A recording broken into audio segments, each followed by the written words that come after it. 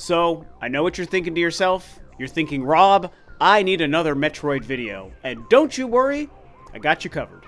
So I think something getting lost in all of the hype and excitement around the Nintendo Switch 2 and the upcoming April 2nd Direct is the fact that we will essentially be saying goodbye to the current Switch sometime soon. Whether it's in the same year as the Nintendo Switch 2, whether it's in the following year or years, the Switch itself is definitely barreling towards its end. And while it may seem sad on its surface, it's actually a normal thing. It's a standard thing. This happens with all consoles and gaming hardware. Those of us who are older and lived through many console generations already know this fact, but of course there are always going to be newer and younger gamers who just might not be used to transitioning from one console to another. Personally, as much as I absolutely have loved the Switch, I am actually very excited to move on from it. I am excited to just trade the sucker in or sell it and just eventually no longer have a Switch 1 so that I can only have a Switch 2 and be playing on a Nintendo device that feels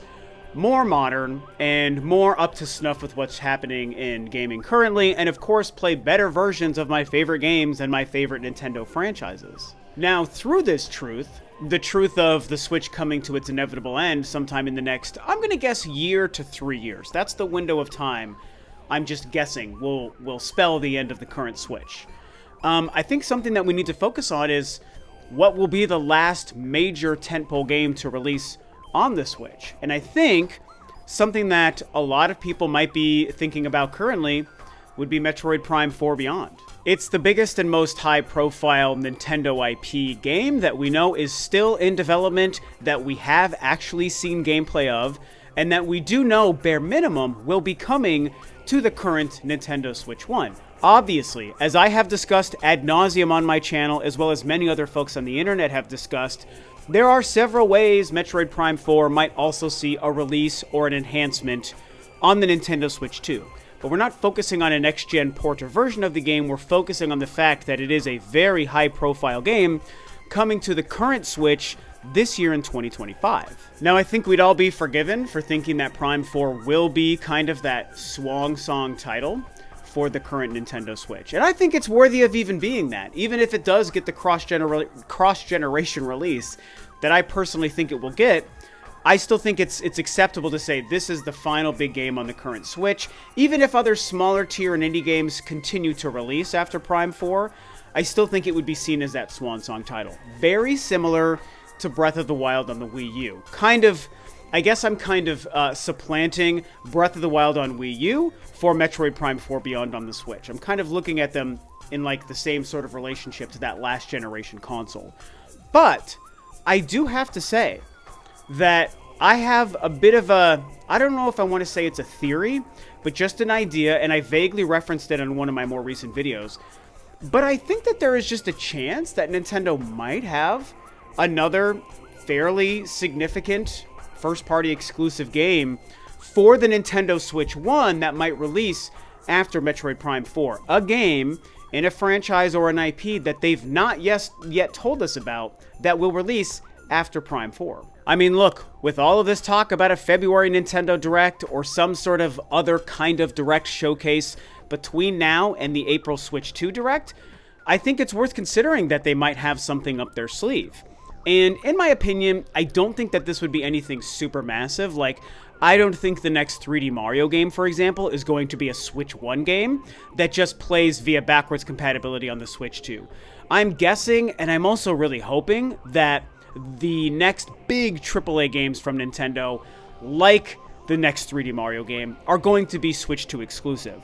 But when we think about a Switch 1 game that might be more of a true swan song to the console, something releasing after Metroid Prime 4, I'm also not considering the Pokemon AZ thing because that's just kind of a different thing.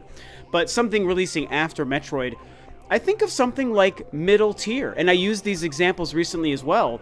Something like another Yoshi game or another Kirby game. I think a follow-up to something like Kirby and the Forgotten Land or Yoshi's Crafted World makes a lot of sense for Nintendo to release after Metroid Prime 4 on the current Switch to say, hey, we are still supporting it with some games in our first-party catalog, most games and franchises like future Metroid games, Zelda, Mario, Mario Kart, Smash Bros., Animal Crossing, Other Pokemon games, again, AZ is this weird mystery, but whatever's happening there. Other Pokemon games, Fire Emblem, these other franchises are all moving on to next-gen Switch 2 only. But here's one last little, mid-tier, double-A kind of game. Here's a new Yoshi, here is a new Kirby for the current Switch, releasing maybe at the end of the year, alongside of all these other Switch 2 games that will be releasing by the end of the year as well. In fact, I'm going to go way, way out on a limb here and say whatever new Donkey Kong game they might be making, which we all assume they are making, even though there's absolutely no confirmation on that, if that's another Donkey Kong Country Returns game, if it's a different 3D Donkey Kong game, or some other 2D platformer that's not a DKC game, whatever they might be doing, I think that they might even also consider something like that as the kind of game that would be in that B tier, AA tier, that might also be releasing as a Switch 1 title after Metroid Prime 4, and that for sure to me would signify a swan song title, because it's an important title, it's their oldest video game character, and I think that it would make sense to release on the Switch 1, and people would play it backwards compatible on the Switch 2, and yeah, maybe that's something that would happen. Now, before you guys start freaking out and yelling at me about the Donkey Kong thing, I'm not saying I think Donkey Kong should be relegated to like a AA game. I feel like given the longevity of that character and that franchise, or that universe, I should say, and my absolute love and adoration of all of the Donkey Kong Country games, from the Super Nintendo to the Wii to the Wii U, I think it's worthy of being considered in the AAA status, and I would prefer it to release as a next-gen Switch 2 only game. I'm just saying, when I try to think of franchises or titles that might fill this gap, this post-Metroid Prime 4 swan song title for the Switch 1, yes, Kirby and Yoshi are the kinds of games that make sense to me, but I could see two different versions of their next Donkey Kong game. One that is worthy of being a Switch 2 next-gen title, or one that's worthy of being a Switch 1 title, again, filling that swan song sort of void to help us say goodbye, so to speak, to the Nintendo Switch. So I hope you guys understand what I'm saying here. This isn't Rob saying, I think Donkey Kong is a mid-tier franchise or whatever. I think it's better than that. I'm just saying I could see Nintendo making two different choices with their next Donkey Kong game. Although, to be fair, a Yoshi or a Kirby game, which are the other ones I keep relying on as examples, something else in that tier, maybe even like Star Fox, those are the games that I more would predict might fill this gap. So the real question is, does Nintendo need to do this, or is Nintendo ready and willing to say Metroid Prime 4 Beyond will be our last significant AAA, high-tier, super hyped franchise and game for the Nintendo Switch? It is going to be our Breath of the Wild for the Switch, the way Breath of the Wild was for the Wii U. That's their plan for Metroid Prime 4, and I do think that that could be the case. And keep in mind, I'm not saying that this would be the last game to ever release on the Switch. I mean, hell, they were making like Just Dance games for the Wii for like ever. In fact, for all I know, they're still doing it. I actually have no idea if they're still making Wii and Wii U games that are Just Dance games. But those kinds of things, and again, indie games, those will probably still come to the Switch for several more years to come, even if Metroid Prime 4 is the swan song major title to release this year in 2025. They will continue to support the Switch, like I said, I'm guessing for the next year to 2 years. It also might be slightly informed with how quickly the Switch 2 takes off and how well it performs. I think we all expect the Switch 2 to be a massive hit and start flying off shelves immediately and continually for years to come, so that might even force Nintendo's hand, and maybe they move on from the current Switch sooner than later. I mean, sales for the Switch have already been falling off a cliff, and if they fall off a cliff even harder after the Switch 2, then what's their incentive after Metroid Prime 4 and that Pokemon AZ game, or it's Pokemon ZA. The Metroid Prime 4 or that Pokemon ZA game, maybe there's no incentive for them to make anything beyond those titles. So, yeah, I guess I just kind of wanted to put this out there and get your guys' brain thinking the same way mine is thinking. And to wrap this up a little bit more specifically on the Metroid topic, part of the reason I say this is because, yes, we know Metroid Prime 4 Beyond is going to release as a Switch title and maybe a cross-gen Switch 2 title as well, but we essentially know without knowing that they're working on another 2D game, something that's either Metroid 6, which would be a sequel to Metroid Dread, or a remake of Super Metroid or Metroid Fusion, long discussed wishes and desires from folks.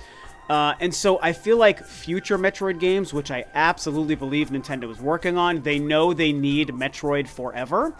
I feel like those games are gonna be Switch 2 only games. Whereas Metroid Prime 4 clearly is going to be the last Switch 1 game. It'll be last generation by the time the Switch 2 comes out. And I just think that, yeah, Zelda is way, way, way, way bigger than Metroid. And Breath of the Wild will have always dwarfed whatever sales Metroid Prime 4 is going to have. But I still think Prime 4 deserves to be seen as a worthy swan song title to the incredibly successful console that is the Nintendo Switch. So just a quick video for me to kind of empty my head of these thoughts that I've been having around this topic. There are a lot other tangential ways I could take this conversation that I just didn't want to go down in this video. So I tried to make it really focused singularly on Metroid Prime 4 as the potential swan song, but also doubling down on how there might be another game that Nintendo is sitting on. And I don't think a lot of you guys agree with me on this, but I do think it's possible. And again, I'll remind you at the end, I'm not necessarily predicting it. I'm not saying I know it or I've heard it or that I even believe it. It's just that I think it's possible.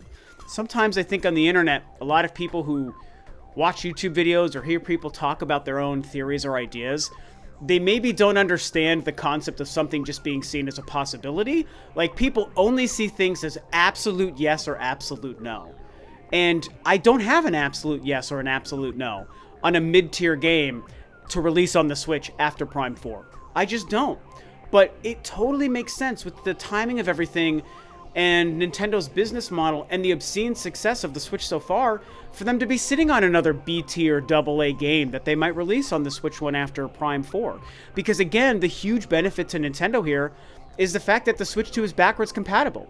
So they wouldn't have anything to lose if at the end of the year, maybe 3 to 6 months after the Switch 2 has been on the market and Metroid Prime 4, we've all already bought and played it, that they release a new Yoshi game for the Switch 1, and whether you still have a Switch 1 or if you've moved on to Switch 2, if you want that Yoshi game, you can buy it because that cartridge is going to plug into your Switch 2 the same way it does your Switch 1, so Nintendo doesn't have to worry about it hurting the sales of these kinds of games. So I think that's the last nugget or bullet point I wanted to leave you guys with. Hopefully you understood what I'm saying. Really fun for me to talk about this stuff. I'm excited to see how Metroid fits into all of this and just to play the damn game, obviously. And obviously, I'm excited for the Switch 2 and the Direct in April. So these are my thoughts. Share your own below. Thank you guys for watching, and I will see you next time.